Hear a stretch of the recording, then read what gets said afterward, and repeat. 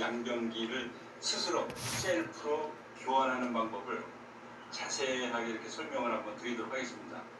오늘도 이제 양변기를 교체를 이렇게 하러 왔는데요. 기존에 있던 변기를 한번 보고 물 내려가는 정도가 어떤가, 왜 바꾸려고 하는가, 여러분 한번 보고 양변기 조립부터 설치까지 한번 해보도록 할게요. 여기 이제 기존 스타일인데요. 요곳에 이제 이게 일체형이 하나 해가지고 위에 물탱크가 여기 같이 있어요. 같이 있는데 수압이 조금 나와요. 조금 눌러볼게요.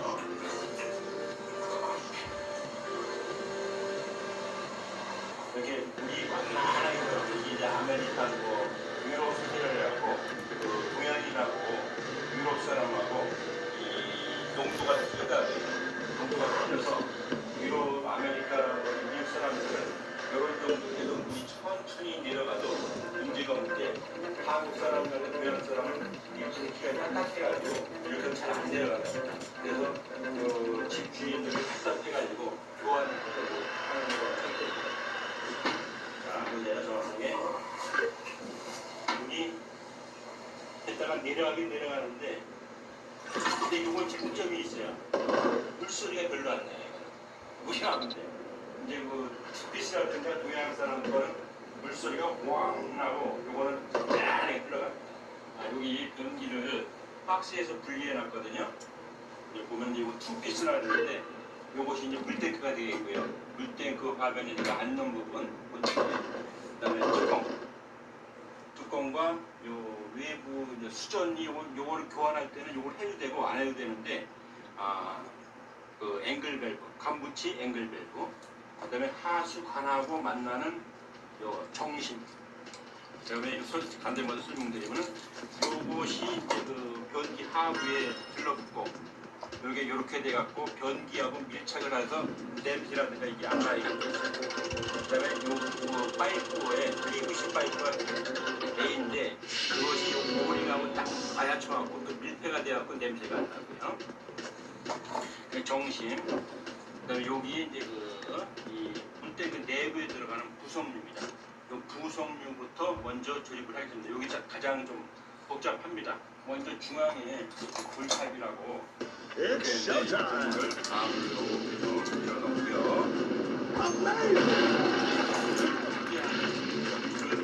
닫았다 열었다 하는 처음에 이렇게 하고 딱딱 들어갑니다. 딸가락 조금 딸가락 들어가면 여기 있어요. 이것도 장착을 하는데, 변기가 이제 있는데 물탱크가 있으면은 중앙에 이제 장착되는데요. 이쪽 부분의 손잡이, 이쪽에 휠을 그렇게 갖고 간섭을 받고 움직여야 돼요. 그래서 그게 중앙에 있는 것이 아니라 약간 그 뒤쪽으로 한 요 정도 이렇게 위치하게 되면은 다른 거하고 간섭을 안 받게끔 돼 있어요. 이렇게 하고 장착을 하겠습니다. 일단 이렇게 해서, 자 여기.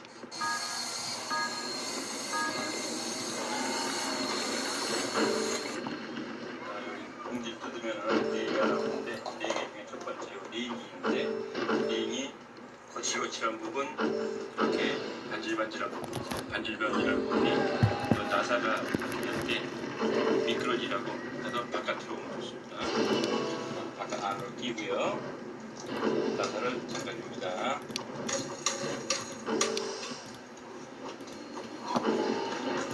돌도 잠그고, 여기서 위치가 정확하게 되는가 확인 한번 해줘. 그렇죠. 그 다음에 요번에 이제 그 공구가 없이 요거를 이제 조립을 할 건데요. 공구가 없더라도 공구를 치는 것만큼 튼튼하게 노란색이 장착할 거예요. 그거의 핵심이 뭐냐면, 여기에도 이제 고무가 있는데, 고무들이 이렇게 누르면 쿠션 역할을 하잖아요. 이제 고무가 원래 갖고 있는 본래의 성질이 있어요. 성질이 있는데, 누르는데 한두 이렇게 누르게 되면은 이게 파괴가 됩니다. 고무줄을 이렇게 늘어난다고 늘리다가 너무 많이 늘어나면 어떻게 돼요? 고무줄이 끊어지잖아요. 그것과 마찬가지로 고무도 어느 압축을 하다가 한계를 벗어나면 이게 파괴가 돼요. 그 한계가 한 30% 정도 늘어지는 거예요. 그러면 안정적으로 자기가 성질을 갖고 지 역할을 합니다. 그래서 여기도 지금 이 속에 고무가 있었는데 이것을 잠글 때에 공구로 잠가도 물론 됩니다. 하지만은 이 속에서 안으로 요 바깥으로 고무를 눌러주면서 잠그게 되면 이렇게 돌아가요. 이렇게 돌아가잖아요. 이렇게 돌아가면 공구를 빼도 꽉 잠그고 비슷하게 튼튼하게 잠글 수가 있어요. 그래서 공구가 없이도 이거를 잠글 수 있다. 이런 말입니다. 자, 요것은 중간에 이렇게 끼워줄 겁니다.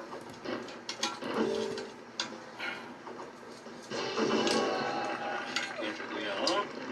전체를 이제 물때하고 문체하고 연결해주는 부분이에요. 이것도 부분과 이렇게 되게 끼워주고 너트가 4개가 있는데 얇은 거를 하나 잡아요. 얇은 거. 두께가 차이가 나요. 이렇게 얇은 거를 보고 여기다가 이제 저쪽에서 이쪽으로 올 건데 저쪽 안에서 이쪽으로 안 보고 꽂기가 불편하잖아요. 그럼 손가락 같은 걸 집어넣어. 그럼 저쪽에 손가락에 만져질 거 아니겠어요? 그럼 딱 만져지는 걸 중심으로 해서 집어넣으면 쏙 나와요. 얇은 걸 해서 이렇게 장착을 하고요. 이렇게 해서 그냥 잠그면 오늘 안 잠궈져요. 이걸 안에서 누르면서 하면은 조금 더 돌아가요. 그럼 이제 고무가 텐션을 받으면서 딱 압박이 돼요. 세지도 않고 정확하게 전착이 됩니다. 두 번째 부터 마찬가지.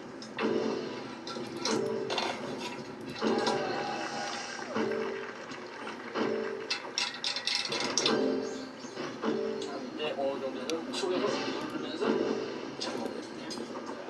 그리고 요것은 하부하고 교체하면서 요 밑에서 뒤일 건데 왔다 갔다 하면 분실될 수가 있거든요. 이것을 살짝 이렇게 잠가놨다가 많이 풀어주면 됩니다. 다음은 필벨고 불의 역할을 하는 건데 이제 물이 갔으면은 물이 땡겨서 수속을 하고 이게 내려오면은 물이 이렇게 그 수속물이 나오게끔 돼 있어요. 이걸 장착하기 전에는 이렇게 물이 나가는 호스를 먼저 연결을 해주고요. 이렇게 자, 여기 구멍이 있죠? 여기다가 이렇게 장착을 할 겁니다. 들어가는데 이 호스가 왔다 갔다 하는 위치는 중앙 정도로 가지고 이렇게 중앙도는 간섭을 안 받게끔 돼 있어요. 자, 이렇게 하고 여기 나사로 있습니다. 거기서 잠궈갖고 이 안에서 방향을 다시 한번 확인해줘요. 방향을 약간 잠시만 하자. 중앙 정도로 그다음에 그래서 속에 있는 휠을 꽉 잡고 이걸 눌러주는데 지금 속에서 안 누르거든요. 안 돌아가거든요. 안 돌아가는데 속에서 이제 다시 눌러줘요. 눌러주면서 하면 더 들어가요. 이렇게. 그럼 이제 꽉 잠궈진 겁니다. 그 다음에 여기에 그 보아 포스라고 여기에 있는 감무치 앵글벨이라고 만들어갖고 전깃을 턱 연결하는 건데요. 이것도 장갑입니다. 장가주는데 바깥에서만 이렇게 잠그게 되면 아까 필밸브가 들어가겠죠. 여기에는 이 필밸브를 꽉 잡고 조여줍니다. 이렇게 희생이 안 되라고 이렇게 잠가줬고 됐고요. 다음은 손잡이.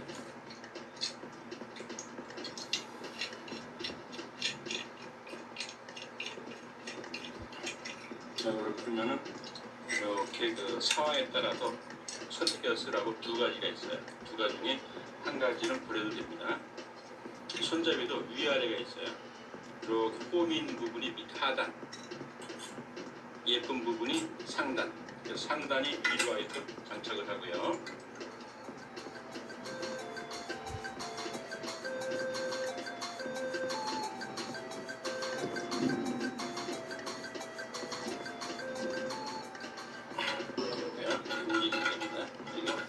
여기에서 아까 그 줄 저기 분을 통제한다는 이것을 여기다 끼워줘요. 끼워주고 너무 이렇게 여유가 많아 닿아도 안 되고 너무 빡빡해도 안 되고 약간 닿으면서 약간의 그 이렇게 흔들림이 있을 정도 그 정도로 해서 속으로 따뜻하게 됩니다. 이렇게 그 다음에 이 호스는 반드시 중앙으로 향하도록 이렇게 나가줘야 돼요. 이것이 이제 설치를 하면서 나중에 역할을 설명을 드릴게요. 상당히 중요한 부분입니다.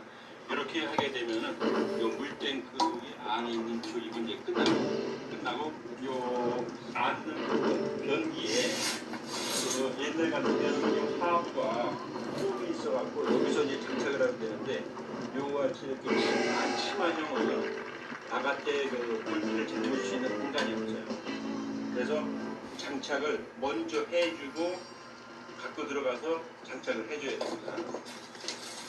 이 부분이 바로 이렇게 돼서 이 정심하고 만나서 눌러갖고 꽉 해서 냄새가 안 나게 고정되는 부분입니다.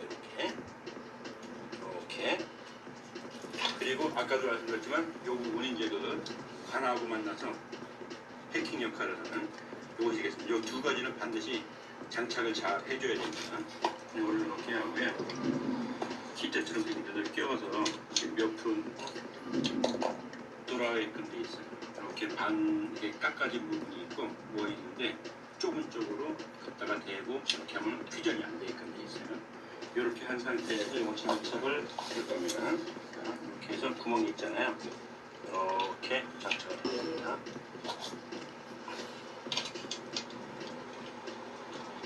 저쪽에 보이나요? 구멍 하나가 거기다가 장착을 했습니다. 자, 이렇게 여기다 끼워서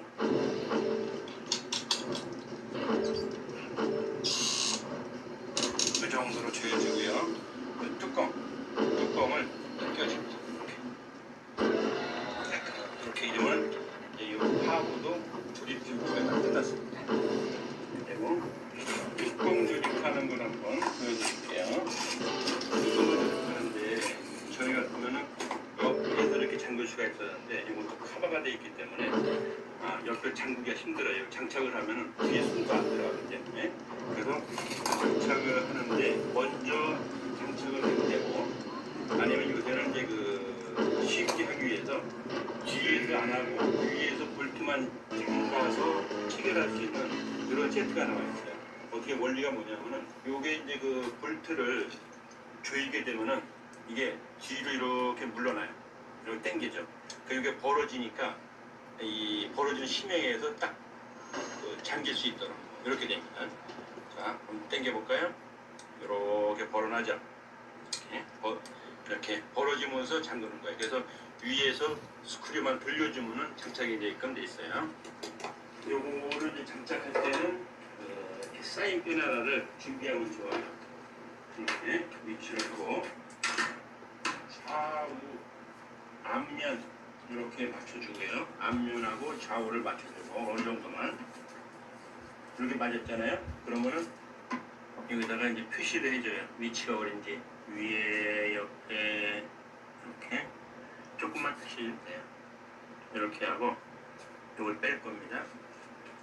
그러려면 점이 보이잖아요. 점이 보이면은 이게 이제 그 분해를 하는데 요 빨간 버튼을 딱딱 누르면 이게 딱 나오게 되어 있어요. 이렇게. 그리고 이거를 다시 조립할 때는 이렇게 하고 딱딱 하면 이렇게 안 빠져나가요.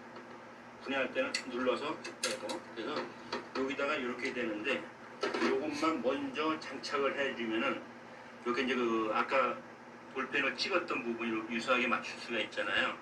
이렇게 맞춰갖고 조립을 하는데 이거 하나로 이명 사라지나 안 사라지나 내기 하실래요? 저 진짜 전 재산 걸 수 있습니다. 이렇게 맞춘 상태에서 이걸 넣어갖고 위치를 잡아줘요.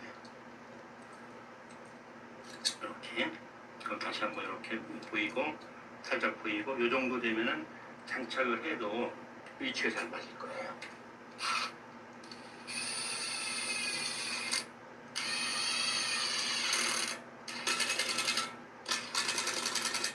이렇게 해서 나중에 이걸 갖다가 끼기만 하면 됩니다. 근데 이제 그 조립할 때 불편하니까 요건 다 최종적으로 안착을 하고 이 뚜껑을 조립하도록 하겠습니다. 그래야 좀 잡기가 운반하는데 편해요.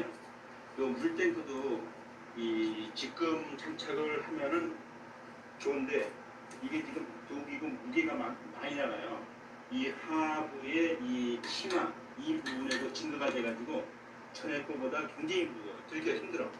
그래서 이 물탱크 뚜껑 이런 거는 최종적으로 장착을 하고 그 다음에 조립을 하는 이런 모습을 보여드리겠습니다. 기존에 여기 아까 봤는데 물을 한번 다시 한번 내려볼게요. 터지를 한번 해볼까요?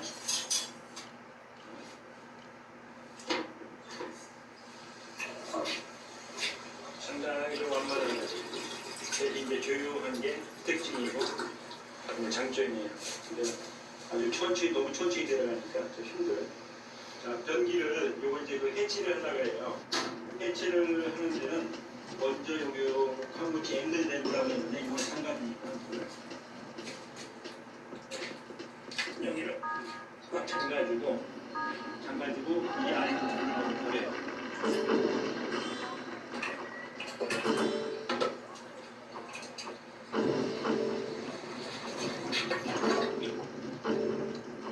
물이 안 돼요.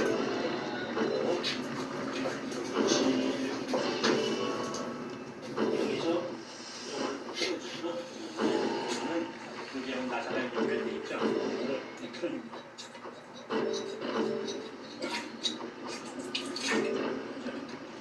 이렇게 하면 밑에는 이제 불이 하게 되면 떨어지는 거예요. 좌우로 한번 흔들어 보겠습니다.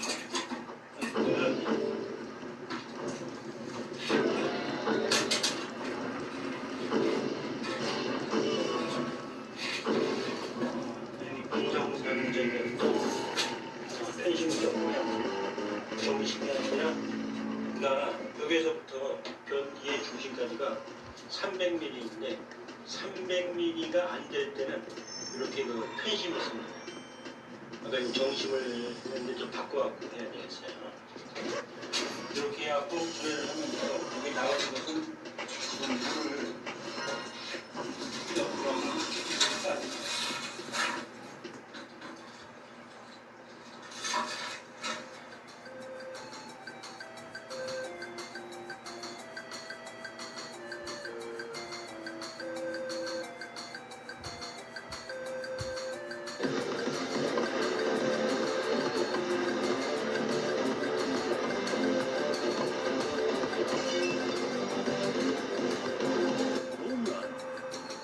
손이 빠르고 눈이 정확하다면 이 야구 게임은 절대 하지 마세요. 너무 재미있어서 멈출 수 없을지도 몰라요. 하얀 박스 안에 정확히 타격하거나 화면을 슬라이드해서 예측 불가능한 변화구를 던져보세요. 전략과 조작의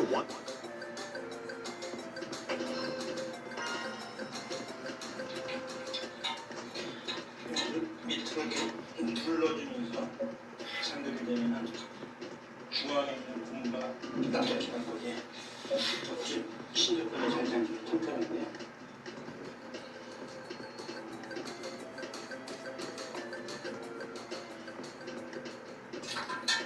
그 다음에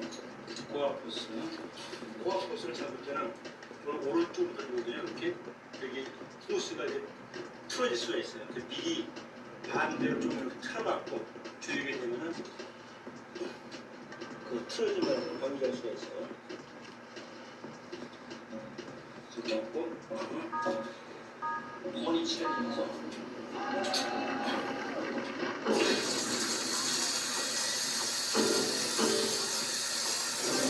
아까 이 호스가 요런 분이 가운데로 가야지만 여기 들어가는 게 이게 안 바깥으로 가는 게 안 돼요.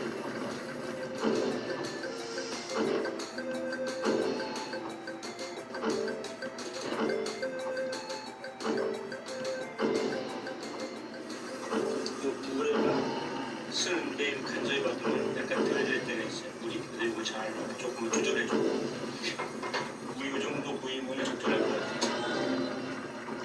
그래서 좀 드려볼게요. 처음인데 물이 정성도 잘 보였죠. 정서 잘 되고 이렇게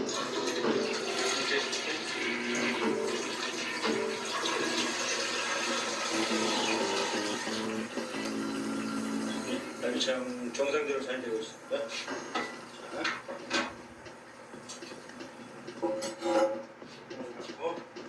이렇게 해갖고 이 위치에서 톡 쳐주면 돼요.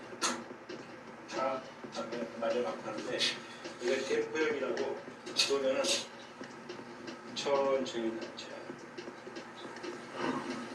빵 소리가 안 나고 이렇게 하고 이제 해서 이 변기하고 이 바닥하고 시멘트로 이 테두리만 하면 변기 유치가 이제 끝나게 되겠습니다. 시멘트를 이렇게 해갖고 하는 모습으로 보여드릴게요. 물을 조금 담고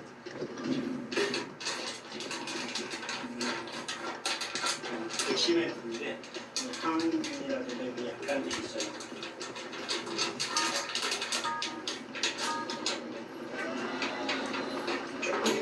물을 먹으면 되게 좋아요. 잠깐만요.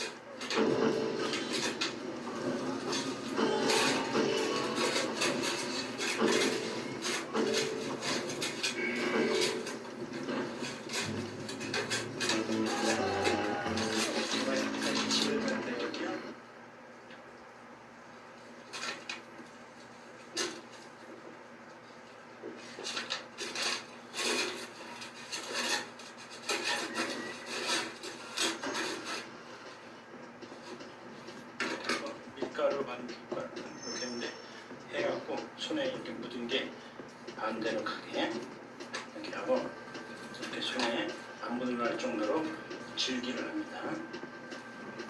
요 바깥으로 지금 하는데 어떻게 한 다음에 이렇게 이렇게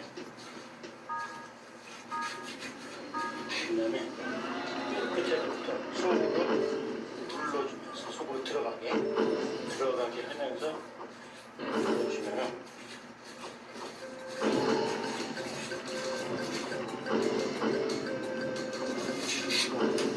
그래서 쭉 깨끗하게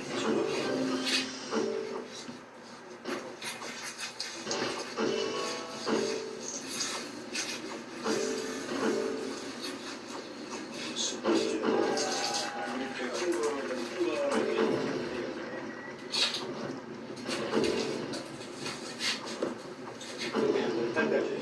이렇게 해갖고 큰 거 하나 이렇게 닦아야죠.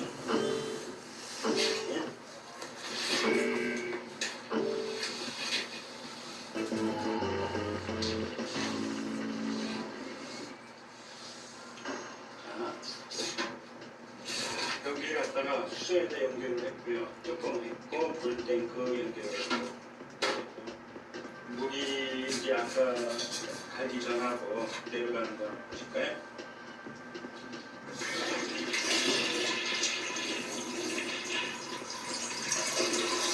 동양의 교양 사람들은 이런 정도가 돼야지 않나 생각합니다. 그래서 변기 교체를 다 끝냈습니다.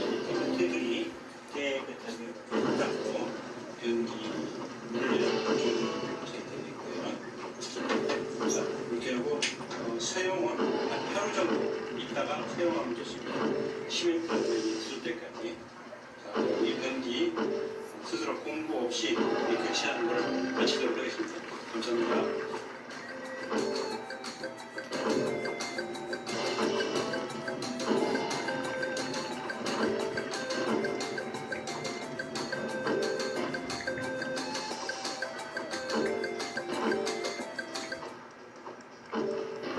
겨울철에는 층간 소음이 특히 심해지는데요. 아무래도 실내 활동이 늘어나서 그런데요. 명절 때가 되면 층간 소음 활동이 더해집니다. 어느서든지 은준수 기자가 전해줍니다. 지금 때도 없이 위층에서 들려오는 쿵쿵대는 소리. 이런 층간소음 문제는 겨울철 두드러지게 증가하는 것으로 나타났습니다. 서울시가 2014년 4월부터 접수된 층간소음 민원 2,500여 건을 분석한 결과입니다. 지난해 기준으로 보면 7월에는 민원이 51건이었지만 12월에는 109건으로 피해 요소가 매로 늘었습니다.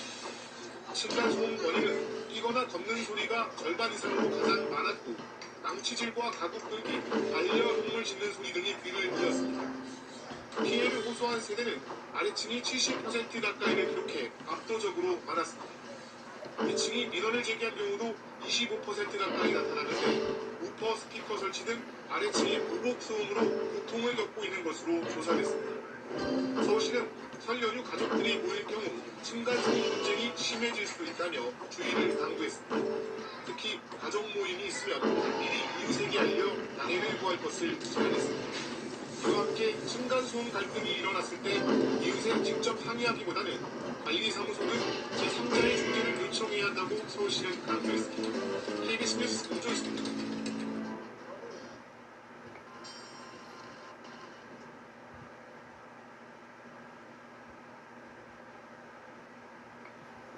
한 아파트 엘리베이터에서 아래층 주민이 위층에 사는 일가족에게 흉기를 휘둘러 다치게 했습니다.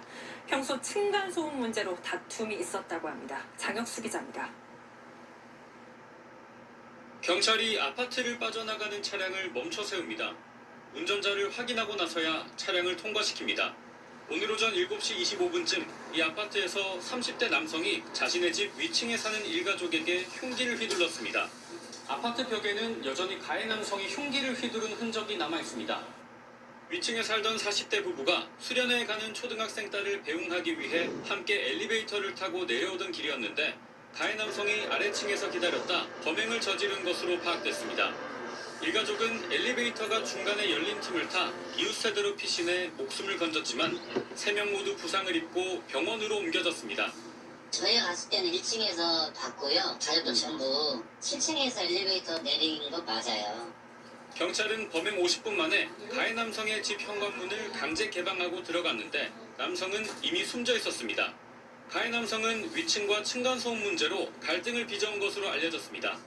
네, 아파트 측에서는 방법을 하는데 아파트 측에서도 개입을 할 수가 없는 약간 어려운 문제고 경찰은 피해자들의 상태가 호전되는 대로 정확한 사건 경위를 조사할 계획입니다. TV조선 장혁수입니다.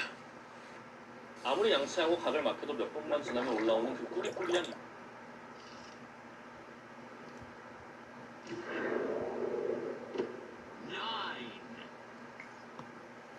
층간소음 문제는 이제 단순한 이웃 간 갈등을 넘어서 살인, 폭행 등 강력 사건으로 번졌죠. 국계와 감사원이 층간소음 시대 파악에 나섰는데 아파트 절반 이상이 층간소음 최소 기준에 미달한 것으로 들어갔습니다. 원래 계획했던 대로 시공하지 않은 겁니다. 주진 기자입니다.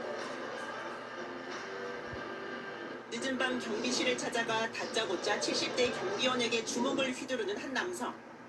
윗집 노부부에게 흉기를 휘두르고 도망가는 30대 남성. 모두 층간소음 때문이었습니다.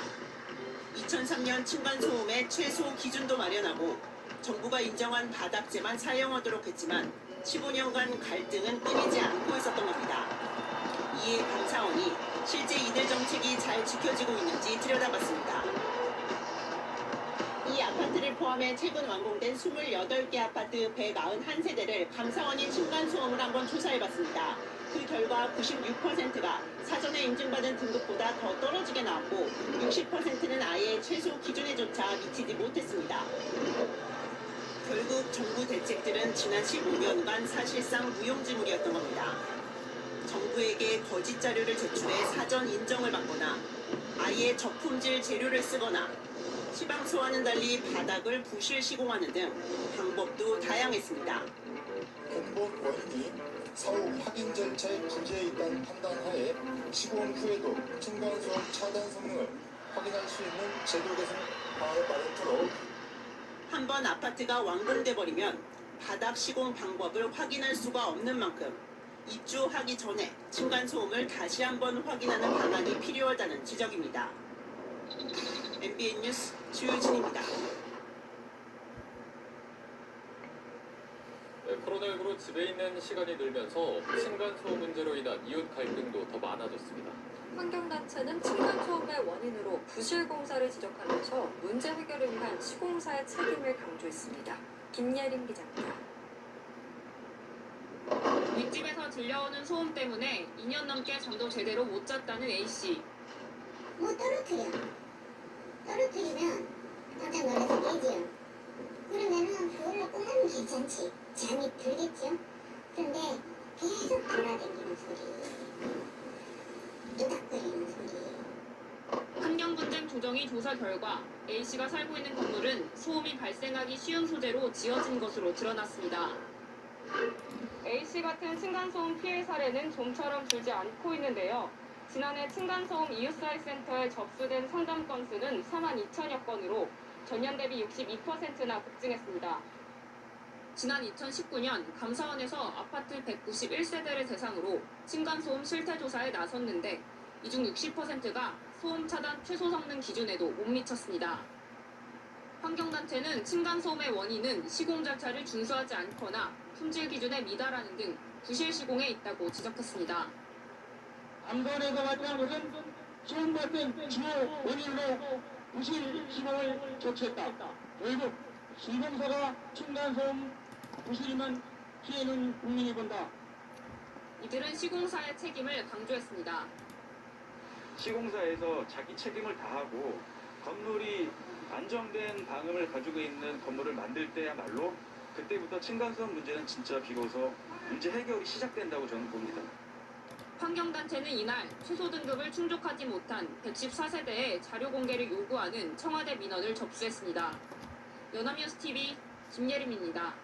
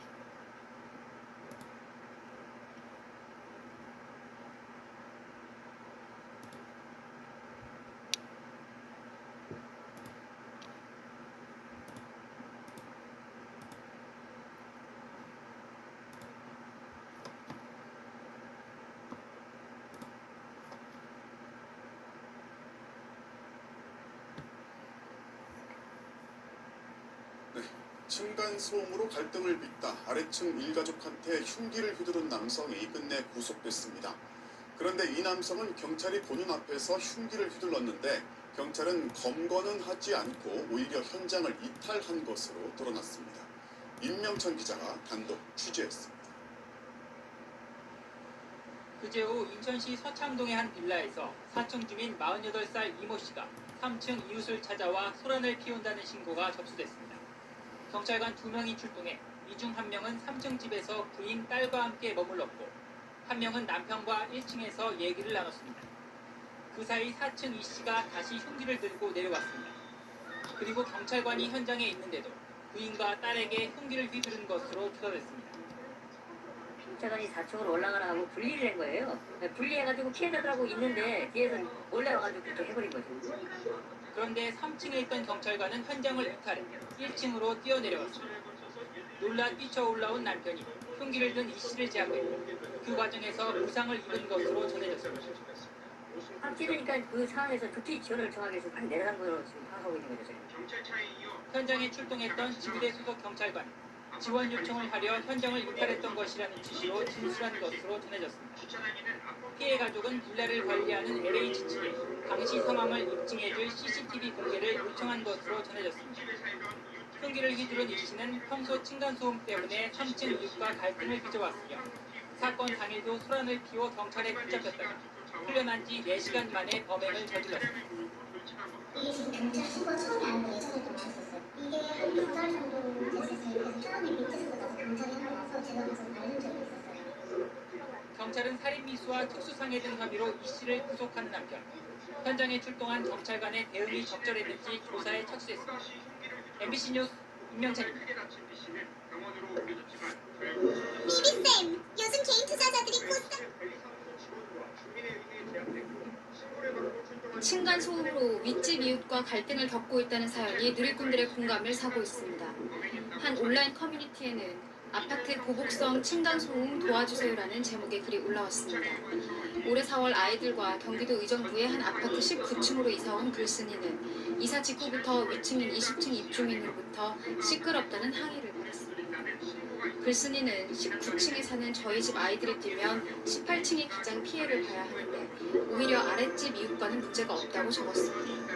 그래도 소음을 줄이기 위해 매트를 깔아도 봤지만 소용이 없었다며 층간소음 갈등으로 몇 차례 경찰까지 출동했지만 이후 위층으로부터 더 큰 보복이 이어졌다고 주장했습니다. 글쓴이는 이사 후 위층에서 하루도 빠짐없이 반복되는 보복성 소음으로 편할 날이 없다고 밝히면서 자정이 넘은 시각에 윗집이 무거운 도구로 내리치는 걸로 추정되는 영상도 함께 게시했습니다.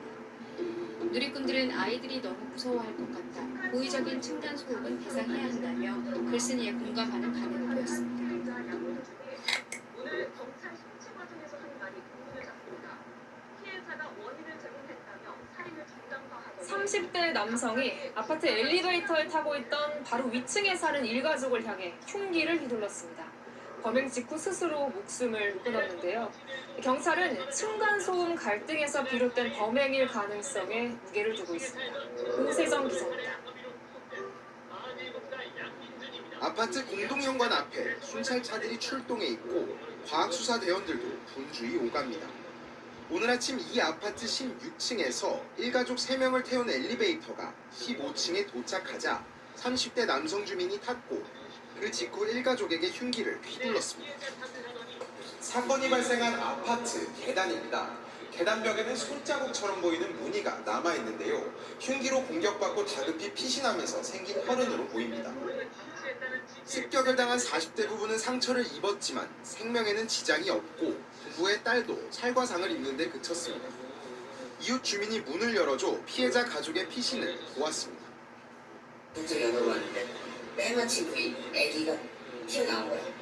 그러고 있었는데 어머니가 다행히 또 나왔어. 들어오시더라는 양반을 모르겠어. 가해자인 30대 남성은 자신의 집에서 숨진 채 발견됐습니다. 경찰은 범행 직후 스스로 목숨을 끊은 걸로 보고 있습니다. 숨진 남성은 피해자 가족의 바로 아래층에 사는 주민으로 파악됐습니다. 주민들은 위층 일가족이 이사 온 뒤부터 층간소음 갈등이 있었다고 말했습니다. 공약을 있었다. 이사 오고 나서부터 시끄럽다고 했다. 경찰은 치료 중인 피해자를 조사해 정확한 사건 경위를 파악할 방침입니다. 채널A 뉴스 오세정입니다. 양민준은 살인과 특수 재물 손괴 혐의로 경찰에 넘겨졌습니다. JTBC 전현재입니다. JTBC 뉴스를 시청해 주셔서 고맙습니다. 저희는 저녁 6시 30분 뉴스로 내려드리겠습니다. 네, 이번에는 토끼장 꾸정부 시간입니다. 어렸을 때 집안에서 뛰지 말아라, 의자 끌지 말아라 이런 잔소리 참 많이 들었는데요. 이 층간소음 아이 있고 아파트 사는 모든 집들의 고민일 것 같습니다. 저희 집은 아이가 셋이다 보니 항상 뛰지 마라, 뒤꿈치 들고 다니라 주의를 주는데요. 매일 집 밖에서 놀라고 할 수도 없고 참 고민입니다. 자, 정지주 기자도 비슷한 고민 있으시죠? 그렇죠. 그래서 저희는 아예 아파트 1층에 삽니다. 축구 좋아하는 큰 녀석은 원 없이 축구공 차고 둘째는 또 또각또각 소리나는 장난감 구두 있죠. 이거 신나게 신고 다닙니다. 자, 그렇다고 아이 있다고 모두 아파트 1층에 살 수만은 없습니다. 뛰지 말라고만 할 수도 없죠. 특히 층간소음 겨울이면 더 크게 느껴집니다. 한국환경공단 조사를 보면요. 층간소음 상담건이 한 해 10,000건이 넘는데 40%가 겨울에 집중됩니다. 실내에 있는 시간이 많은 겨울 아래층 피해주지 않고 놀 수 있는 방법 필요합니다. 겨울철 층간소음 이유는 뭔지 현명한 대처법도 알아봤습니다. 주택 10채 중 6채는 아파트 같은 공동주택입니다. 한 집에서 발생한 소리가 다른 집으로 전달되는 게 층간소음인데요. 공동주택 거주자라면 누구나 경험한 피할 수 없는 현실입니다. 우리가 안 자고 있을 때까지는 이해를 해준다 이거예요. 근데 잠자는 시간에 그러니까 그게 이제 많이 스트레스를 받는 거지. 의자 끄는 것 같은 소리 들으면 좀 짜증나죠. 스트레스 받고. 환경부와 국토교통부가 일상생활 중 소음을 측정해봤습니다. 위층에서 성인이 걸을 때 아래층에서 느끼는 소음도는 일본 평균 35.2데시벨, 크게는 43데시벨까지 나왔습니다. 아이들 뛸 때는 최고 48, 소파에서 바닥으로 뛰어내릴 때는 55, 어른이 뛸 때도 55데시벨이 나왔고요. 망치질할 때는 60데시벨이 측정이 됐습니다. 일반적으로 40데시벨 이상이면 수면에 방해를 줄 수 있는 수치인데요. 결국 집에서 대수롭지 않게 하는 모든 행동들이 층간소음이 될 수 있다는 얘기입니다. 층간소음에 계속 노출이 되면 심리적으로 무기력증과 어지럼증을 호소하고요. 신체적으로는 두통과 소화불량에 걸릴 확률이 높습니다. 심지어 층간소음은 이웃과의 다툼으로 이어지고 심하면 강력 사건을 일으키기도 하는데요. 층간소음 문제로 이웃 간에 다툼을 하다 40대 남성이 부모 집을 찾은 이웃 2명을 흉기로 살해했습니다. 견디다 못한 60대 남성이 자신의 아파트 LP 가스 밸브를 열어서 폭발 사고를 냈습니다. 대수롭지 않게 여겼던 층간소음이 심각한 사회 문제로 떠오르게 된 거죠. 특히 실내에서 많은 시간을 보내게 되는 겨울, 층간소음 갈등이 증가한다는데요. 실제로 서울시에 접수된 층간소음 관련 민원을 보면 가을부터 증가하기 시작해 겨울, 초봄까지 상승하는 것을 확인할 수가 있습니다. 그 이유가 뭘까요?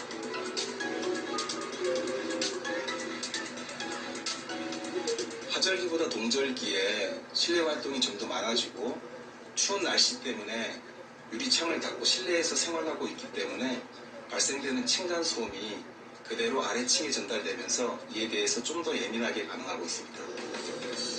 특히 활동적인 아이 있는 집들 요즘 다들 비상입니다. 11살 아드님 딱지치기 빠졌는데요. 넘어갈 때쯤 안 넘어가죠? 위아래.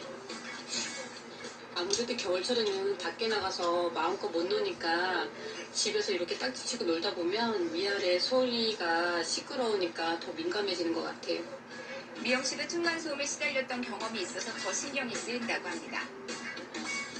저는 층간소음에 저도 피해자이면서 저도 한편으로 가해자가 될 수 있기 때문에 최대한 소음을 줄이기 위해서 여기 매트를 이렇게 깔아놨어요. 집안 곳곳 층간소음 줄이는 방법을 총동원했습니다. 놀이매트는 기본이고요. 의자를 비롯해 아이들이 움직일 수 있는 물건에는 소음 방지용 천을 덧대서 바닥과의 마찰을 최소화했습니다.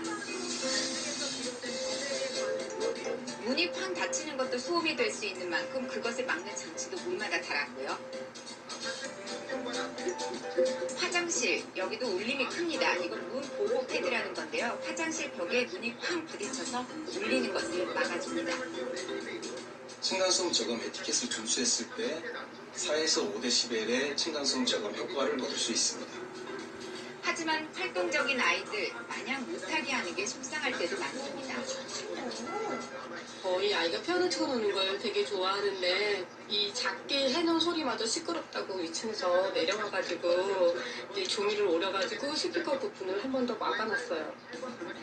저렇게 뛰고 놀아야 아이들 신나죠. 하지만 바로 아래층 흥이 들어옵니다. 어쩔 수 없이 엄마 제지 시작합니다. 야야야 그만 뛰어. 위아래 시끄럽잖아 그치? 조용해? 집에선 조용히 노는 거야? 뛰지 말고. 짠하죠. 서울시 조사를 보면 뛰거나 걷는 발걸음 소리가 층간소음 원인의 압도적인 1위였습니다. 망치질이나 애완동물 짖는 소리도 원인으로 꼽혔지만 다 합쳐도 뛰거나 걷는 소음에는 못 미칩니다.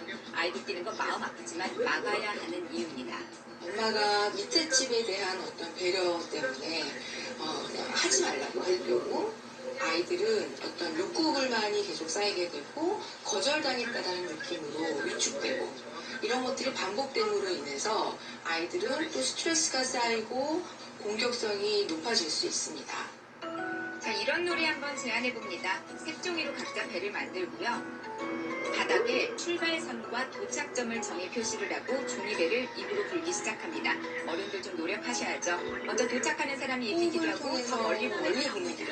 이러면서 자기 호흡 양을 조절하거나 뭔가 엄마와 도전 이런 성취감과 유능감 이런 것들을 느낄 수 있는 놀이 방법도 있습니다. 손을 사용하는 활동은 아이들 소근육 발달과 창의성 향상에 도움이 됩니다. 저렇게 습차력을 이용해 서로의 얼굴을 만드는 것도 재미가 있다는데요. 뛰는 것 하지 않아도 엄마도 아이도 자르그를 엄마 얼굴 만들어서 재밌는 것 같아요. 아이들하고 더 친밀하게 지낼 수 있어서 좋은 것 같고요. 그리고 위아래 밑에 안 끼치니까 더 좋은 것 같아요.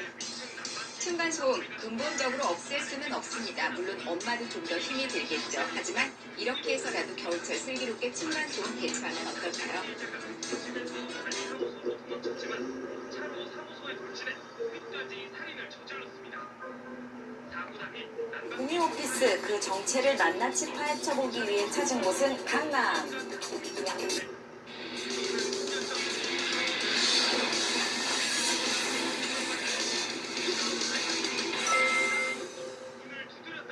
코로나 사태가 몰고 온 부작용 가운데 하나가 이웃 간 층간소음 갈등이 늘어난 건데요. 통영의 한 아파트 5층 현관. 사람들이 뒤엉켜 몸싸움합니다. 코로나19 사태가 불거지고 지금 이제 60% 이상 이런 상품은 이전난 상황입니다. 하지만 아무런 조치가 이루어지지 않았다고 유족은 주장하고 있습니다.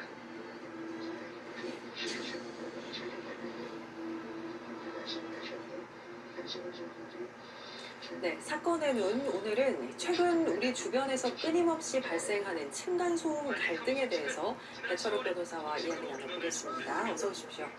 반갑습니다. 이 앞선 영상에서 보셨지만 이 층간소음이 발단이 돼서 감정 싸움으로 이어지고 또 그걸 넘어서 강력 사건으로 번지기도 합니다. 보복 사건도 심심찮게 발생하고 있고요. 우리 지역에서도 있었죠. 예, 최근 천안에서 층간소음으로 스트레스를 받던 40대 남성이 본인이 살고 있는 그 연립주택에 도시가스를 열고 방화, 폭발을 시도하다가 기소되어 재판을 받은 사례가 있는데요. 징역 1년에 집행유예 2년을 선고받았습니다. 사실은 층간소음으로 처벌을 받았다기보다는 층간소음을 원인으로 해서 이제 다른 죄를 범한 사례가 되겠습니다. 코로나19 영향으로 재택근무를 한다든지 이제 집에 머무는 시간이 늘면서 층간소음 관련 신고가 늘어났다고 하는데요. 실제로 얼마나 늘었나요? 그 층간소음을 관리한 해결센터 중에 유명한 데 중에 하나가 대표적인 데가 층간소음 이웃사이 센터라는 곳이 있는데요. 그 센터에서 통계를 해보니 2020년에 4만 2천 건 정도의 민원이 접수되었다고 합니다. 그런데 이게 작년에 비해서 그 전년에 비해서 60% 정도 증가했다고 하니까 최근에 이제 코로나 상황과 맞물려서 집에 있는 시간이 오래되다 보니까 그런 관련 민원이 확실히 많이 발생하는 것 같습니다. 60%면 상당히 큰 폭으로 증가를 한 건데요. 이렇게 피해 신고가 크게 늘고 있는 상황인데 사실은 사람마다 느끼는 정도는 다르기는 할 거거든요. 그러면 이제 어느 정도가 돼야 층간소음으로 인정이 되는지 층간소음 판단 기준이 있습니까?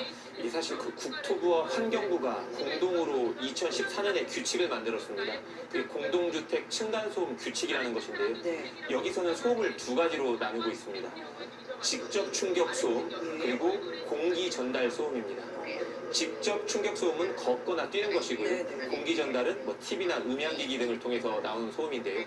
직접 충격의 소음 같은 경우는 1분 평균 43데시벨, 예. 그리고 공기 전달 소음의 경우는 5분간 45데시벨 이상이 되면 이 규칙에 따른 소음에 해당되는 것입니다. 이런 기준에 의해서 층간소음이 인정이 된다고 했을 때 그러면 층간소음을 유발한 측에 대한 처벌은 어떻게 이루어지는지 궁금한데요. 현행법상 어떤 처벌 규정이 있습니까? 이게 공동주택관리법에서 아까 말씀드린 규칙을 규정하고 있는 겁니다. 그런데 무엇이 층간소음인지는 규정하고 있긴 한데 그 처벌 규정은 존재하지 않습니다. 여기서 그래서 문제가 되는 것인데요. 그 사실상 유일한 처벌 규정이라고 할 수 있는 것은 그 경범죄처벌법에서 고성방가 등 어떤 소란, 소음 유발 행위에 관련돼서만 겨우 처벌이 이루어지고 있고 현실적으로 해당되는 사례가 많지 않은 것으로 알고 있습니다. 기준은 있는데 처벌 규정은 없다라는 말씀이신 거잖아요. 예, 그렇습니다. 그러면 이제 또 보복성 이제 소음이라든지 어떤 보복에 관한 처벌은 어떻게 이루어질까요? 근데 사실 그 위층에 사는 사람들은 처벌받기가 어렵습니다. 왜냐하면 어떠한 처벌이 되려면 가해 행위가 있어야 되는데 위층에 사는 사람의 행위가 고의성 있는 가해 행위인지 아니면 다소 부주의한 발걸음인지 판단하기가 애매모호한데 아래층 사는 사람의 경우는 항의성으로 보복 소음을 유발하면 그것은 고의성이 인정이 되기가 쉽거든요. 그렇기 때문에 아래층에 있는 사람이 어떠한 대항하는 의미에서 항의하는 의미에서 소음을 유발하게 되면 그것은 오히려 그 인정되기가 불법 행위로 인정되기가 쉽습니다. 그렇군요. 자, 마지막으로 그러면 이제 피해를 당했을 때 계속 참고만 있을 수는 없잖아요. 그렇다고 또 똑같이 하면 앞서 말씀하신 보복성 층간 소음이 돼서 더 큰 갈등이 생길 수도 있고요. 우리가 어떻게 대처해야 될까요? 일단 가장 무엇보다 먼저 기억하셔야 되는 부분은 어느 경우에도 직접 찾아가는 것은 피하셔야 될 것 같습니다. 예, 그리고 찾아가지 않더라도 인터폰 등으로 직접 대화를 하는 것도 그게 권할 만한 행위는 아닌 것 같고요. 그래서 이제 법에서 정한 관리 주체라는 게 있는데요. 관리소장님이라고 보시면 됩니다. 어떤 문제가 발생했을 때 관리소장님께 그 사실을 연락을 하고 소음 유발을 중단하거나 뭔가 중재를 요청하는 것이고요. 아까 처음에 언급드린 그 층간소음 이웃사이 센터라는 곳에서도 상담을 받으실 수 있습니다. 전문적인 상담을 받으실 수 있고요. 또 조정을 요청할 수도 있습니다. 일단 직접적으로 해결할 게 아니라 중재, 조정을 좀 요청하는 게 가장 좋은 방법일 것 같네요. 예, 그리고 무엇보다 중요한 것은 그 공동주택에 사시면서 단 한 번이라도 위층에서 발생하는 소음으로 불편을 겪으신 분이라면 그것과 정확히 같은 소음이 아래층에게 불편이나 고통을 줄 수 있다는 사실을 기억하는 게 이 모든 문제 갈등 해결의 시작인 것 같습니다. 사실 층간소음 문제에 있어서는 누구나 피해자가 될 수도 있지만 또 가해자가 될 수도 있다는 것을 기억해야 되겠습니다. 배철욱 변호사와 함께했습니다. 고맙습니다. 고맙습니다. 정신적 손해를 위자료 청구 소송을 해야 합니다. 소송을 진행할 때는 한국환경공단 등 전문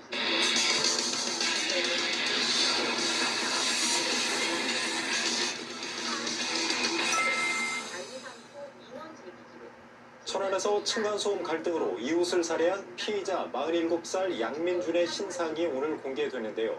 이번 사건의 법적 쟁점들 이한나 변호사와 함께 짚어보겠습니다. 변호사님 어서 오십시오. 네, 안녕하세요. 자, 지난주 천안에서 끔찍한 이제 살인 사건이 있었습니다. 층간소음이 살인 사건으로 이어졌는데 흉기를 휘두르고요. 또 차량 돌진까지 있었어요. 이런 경우 좀 어떤 혐의가 적용되고 또 범행의 성격은 좀 어떻게 보시나요? 우선 사건 내용을 자세히 살펴보면 가해자는 흉기를 들고 피해자의 주거지에 찾아가서 피해자를 공격을 했고요. 이를 피해 관리사무소로 달아난 피해자를 쫓아서 자신의 차량을 이용해서 관리사무소 문을 부순 다음에 피해자를 다시 찾아내서 결국 사망에 이르게 한 사건입니다. 이 경우 우선 피해자가 사망을 했기 때문에 형법상 살인죄를 적용할 수 있고요. 최대 사형, 무기징역, 그리고 5년 이상의 징역형에 처해질 수 있는 내용입니다. 그리고 살인죄 이외에도 차량으로 관리사무소를 들이받은 행위에 대해서는 재물손괴죄에 해당할 수가 있고요. 만약에 관리사무소가 정부나 기관에서 관리하는 공용 건물이라고 할 때에는 공용물건 손상죄도 적용될 수 있습니다. 그리고 말씀하신 것처럼 사건 내용 너무 잔혹한데요. 범행 수단에 비추어 볼 때 상당히 계획적이었던 것으로 보이기도 하고 좀 집요한 면이 있어서 추후 중형 선고가 불가피하지 않을까 예상됩니다. 사실 층간소음 문제로 이제 살인이 발생한 경우가 처음이 아니에요. 사실 잊을만 하면 뉴스에서 이런 경우가 많이 나오거든요. 이 층간소음 갈등 왜 이렇게 극단적인 범죄로 표출이 되는 건가요? 우선 층간소음 사건의 특징을 저희가 좀 살펴봐야 할 것 같은데요. 기본적으로 윗집은 나는 정상적으로 생활을 하고 있다 생각을 하고 아랫집은 윗집에서 일부러 소음을 냈다고 생각하는 경우가 굉장히 많습니다. 그리고 아무래도 층간소음이라는 것이 일상적인 생활 속에서 지속적으로 장기간에 발생을 하다 보니까 피해를 입었다고 주장하는 사람 쪽에서는 엄청난 스트레스를 받게 됩니다. 그렇죠. 그리고 자신이 점유하고 내가 사용하는 공간에서 내가 통제할 수 없는 소음이 난다고 생각을 하기 때문에 감정의 골이 더 깊어지고 스트레스가 더 심각해지는 것인데요. 이런 분노가 사실 장기간 누적되다 보니까 결국 이번 사건 같은 이제 극단적인 범죄에 이르게 되었다고 생각합니다. 그런데 이제 이런 문제가 계속 발생하다 보니까 분쟁조정위원회 같은 것도 좀 생겼고요. 근데 그런 쪽으로 조정은 어려운 건가요? 말씀하신 대로 이미 법률도 제정이 되어 있고 층간소음관리위원회, 분쟁조정위원회라고 해서 여러 가지 절차들이 정해져 있기는 합니다. 그런데 이미 명칭 자체도 이미 어렵잖아요. 그렇기 때문에 당사자에게 절차를 안내하고 통지하고 의견을 받고 하는 것들이 시간이 제법 걸립니다. 또 이 과정의 절차 진행 기간이 너무 길어지니까 그 사이에 오히려 당사자 사이 갈등이 너무 깊어지는 거죠. 그리고 나중에는 한쪽에서 조정을 거부하는 경우도 많고요. 조정에 응하지 않는다고 해도 결국 관리 주체는 층간소음 차단을 권유할 수는 있지만 강제적으로 이행하라는 조치는 할 수 없기 때문에 사실상 실효적인 효과를 거두지 못하고 있는 경우가 많습니다. 그렇군요. 그런데 이제 가해자들 얘기 들어보면 사실 너무 장기간 고통스러웠다 이런 얘기를 한단 말이에요. 본인은 이제 피해자라고 주장하는 거죠, 가해자지만 이런 사정이 형량이나 또 이제 나중에 법적 처벌 받을 때 좀 정상 참작은 되는 건가요? 결론만 말씀드리면 당연히 참작 사유에 해당하지 않습니다. 가해자가 윗집에서 계속 소음을 냈다고 해서 이번 사건 같은 살인이나 아니면 폭행 사건 이런 경우에 범죄를 절대 정당화할 수 없고요. 이른바 흔히 생각하는 정당방위에 해당하지도 않고 우리나라는 이러한 사적 제재 자체를 허용하지 않고 있습니다. 다만 아주 예외적으로 실제로 가해자가 장기간에 걸쳐서 너무 극심한 스트레스에 시달리다가 심신이 미약한 상태에 이르렀다. 그 와중에 범죄를 저질렀다거나 만약에 사실관계를 확인을 해봤더니 정말 피해자가 고의로 큰 소음을 장기간 발생시킨 경우 이제 객관적으로 확인이 되어야 하겠죠. 그런 경우라고 하면 다소간의 양형 참작 사유로 인정될 것 같긴 합니다. 저도 층간소음 가해자가 되기도 하고 피해자가 된 적도 있지만 사실 이 문제가 참 어려운 것 같습니다. 그렇게 따져보면. 그런데 이제 이번 사건은 공공 임대 아파트에서 벌어졌단 말이에요. 그러면 이제 그 관리사무소도 있을 테고 또 임대사업자도 있을 텐데 그쪽에 이번 사건의 책임을 좀 물을 수도 있을까요? 원칙적으로 그리고 조금 보수적으로 답변을 드리자면 책임이 인정될 수도 있을 것 같습니다. 이미 우리 법에서는 공동주택 이런 아파트의 경우 층간소음 방지 의무를 부과하고 있는데요. 특히 아파트 관리 주체의 경우에는 층간소음 민원이 접수가 되면 층간소음 차단 조치를 권할 수 있도록 정하고 있습니다. 이 사건의 경우에도 만약에 관리사무소나 임대사업자가 층간소음 민원을 여러 차례 접수를 받았는데도 아무런 조치를 하지 않고 이 사태를 그대로 방치해둔 것이라고 했을 때는 경우에 따라서 관리 주체로서 민사상 손해배상 책임을 부담할 수도 있습니다. 다만 이 사건처럼 형사 사건이 벌어진 경우에 인명피해가 발생한 경우까지 책임을 질 것이냐 당연히 그렇지는 않고요. 일정 재산상 전시적 이런 민사상 손해배상이 발생하는 경우에는 다소간의 책임을 부담할 수도 있다 이렇게 말씀드릴 수 있겠습니다. 그렇겠네요. 그 가해자가 이제 기존에도 112 신고도 한 2번 정도 했다고 하고요. 그렇기 때문에 이제 관리 책임 부분은 좀 따져볼 필요는 있어 보이네요. 그런데 이제 층간소음 때문에 여러 가지 이제 극단적인 범죄가 많이 발생하지 않습니까? 그래서 이제 층간소음 갈등이 계속 확산하는 추세인데 이런 걸 극단적인 상황에 가기 전에 좀 먼저 이렇게 좀 막을 수 있는 그런 제도라든가 있다면 어떤 부분을 좀 짚어줄 수 있을까요? 가장 좋은 건 층간소음이 발생하지 않으면 좋은 것이겠지만 네. 제 생각에는 우선 법적이나 제도적으로 보완할 부분들이 있다고 생각은 됩니다. 이 층간소음 분쟁 발생했을 때 초기에 차단하는 것이 굉장히 중요한데요. 네.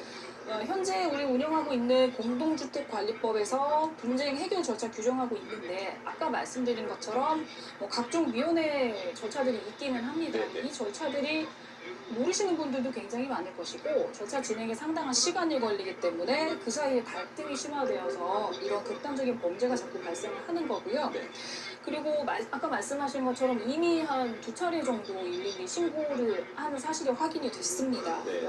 출동했을 그 당시에 당사자 사이에 폭언이나 폭행이 오가고 그리고 과격한 언행이 좀 오가는 경우라고 하면 우선 이를 좀 위험징후로 판단을 하고 관할 경찰서나 아니면 지방자치단체에서 지속적으로 모니터링을 하는 것이 좋지 않았을까 그런 생각을 해봅니다. 그렇겠네요. 마지막으로 이제 분쟁 해결 절차에서 이제 여러 가지 조정위원회가 있지 않습니까? 지금은 이제 당사자들이 거부하면 방법이 없는데 그 경우는 좀 어떻게 보완할 필요가 있지 않을까요? 이게 사실 당사자 간에 해결을 하려고 하니까 제가 오늘 오는 길에 판례들을 좀 찾아봤는데 말씀드린 이런 층간소음관리위원회나 뭐 분쟁조정위원회에서 해결이 되지 않다 보니 당사자가 소송으로 해결하는 경우가 많습니다. 그러니까 관리 주체에게 어떤 이 상황을 통제할 수 있는 권한을 조금은 부여를 해주어야 사태를 좀 막을 수 있지 않을까라는 생각입니다. 네, 알겠습니다. 변호사님. 오늘 말씀 여기까지 듣겠습니다. 말씀 고맙습니다.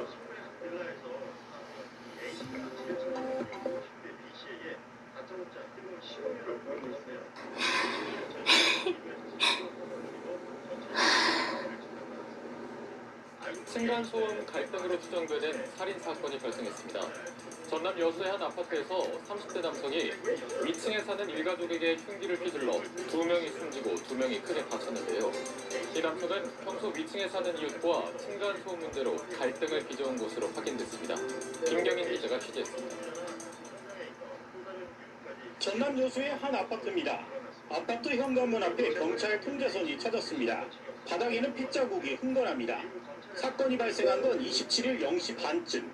이 아파트 8층에 거주하는 30대 남성 A씨가 위층에 사는 일가족 4명에게 흉기를 휘둘렀습니다. 30대 후반 B씨 부부는 현장에서 숨졌습니다. B씨의 장인과 장모는 크게 다쳐 병원에서 치료를 받고 있습니다. B씨의 어린 자녀들은 작은 방에 피신해 다행히 다치지 않았습니다. 피해자는 범행 직후 자신의 집으로 돌아와 층간소음 때문에 사람을 죽였다며 112에 신고했습니다. 일용직으로 일하며 혼자 사는 A씨는 피해자들과 층간소음 문제로 갈등이 있었던 것으로 전해졌습니다. 앞서 추석 연휴 시작 전인 지난 17일 정부가 운영하는 층간소음 관련 기관에 한 차례 신고를 한 것으로 알려졌습니다. 하도 알아보고 왔다고 너무 힘들다고 너무 예민하시다고 그래도 다 떨어져 있어서 저 지원주셨는데 어느 아파트 전체가는 층간소음이 있을 것 같은데 얼마나 이해를 해주느냐고 얼마나 배려를 해주느냐고 A씨는 특별한 정신질환은 없는 것으로 알려졌습니다. 범행 당시 술도 마시지 않은 것으로 확인됐습니다. 이거 좀 이렇게 아무 실수가 아마 그런 문제가 아마 있었고 아마 비슷하게 경찰은 A씨에 대해 살인 및 살인미수 혐의로 구속영장을 신청할 방침입니다. 연합뉴스TV 김경인입니다.